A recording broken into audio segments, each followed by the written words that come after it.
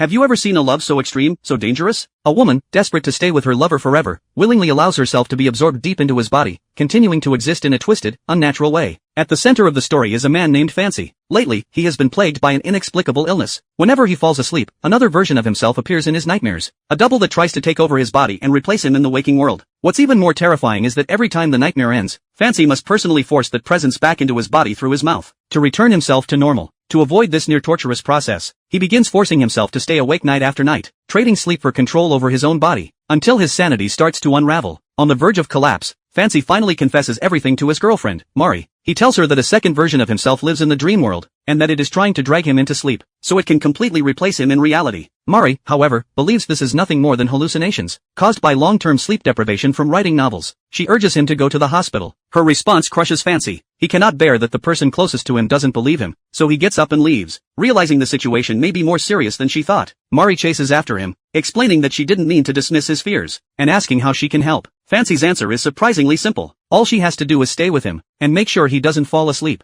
After days and nights without rest, Fancy finally reaches his limit. He binds his limbs with tape, hoping to restrain his body if it changes again, and then immediately falls asleep. Out of concern, Mari cuts away the tape, tucks him in, and before long, she falls asleep as well. She is jolted awake by a strange sound in the room. What she sees nearly steals her voice. A hand is emerging from Fancy's mouth, using his body to crawl across the floor. Her scream draws the hand's attention. It rushes toward her, grabs her leg tightly, and in sheer terror, Mari desperately calls out Fancy's name. At the critical moment, Fancy wakes up. He forces the hand back into his mouth, pulls the rest of the malformed body inside, and with both of them struggling together, his body barely returns to its original state. Afterward, Fancy explains that the double has always been dreaming inside him. Only after discovering the existence of the real world, did it become desperate to escape at any cost. He also admits that since childhood, he has felt an emptiness inside himself, a longing to fly. Repeated failures in reality allowed this obsession to grow in his dreams, eventually giving birth to the nightmare double. When Mari asks why, if the dream world offers limitless possibilities, it would still want to come to reality, Fancy finally reveals the truth. The double's true target has always been Mari herself. After saying this, Fancy chooses to fall asleep. He doesn't want Mari to face any more danger, and decides to remain in the dream world forever. Moved by his choice, Mari takes their hands together, trying to pull him back from the dream into reality. But in the next instant, her hand is sucked into Fancy's body. The double crawls out through his mouth, its body twisting and turning, and Mari vanishes completely.